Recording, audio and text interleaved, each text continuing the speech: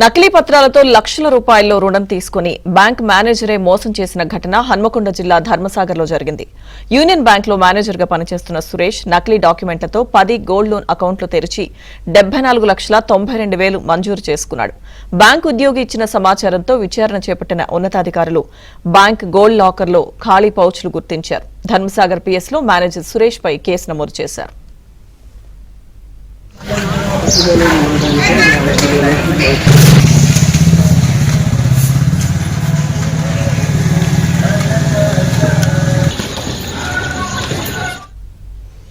Union bank manager మోసానికి సంబంధించిన పూర్తి అప్డేట్స్ మా కరెస్పాండెంట్ నవీన్ అడిగి తెలుసుకుందాం. నవీన్,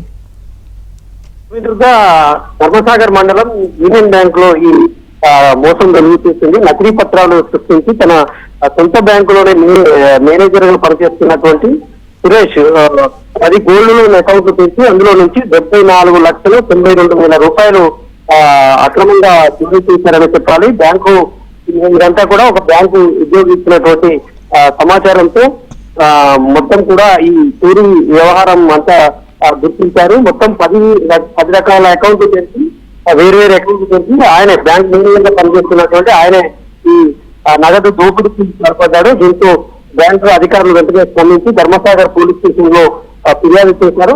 వెంటనే పోలీసు కేసు నమోదు చేసి విచారణ జరుపుతున్నారు. అంటే ఇట్లాంటి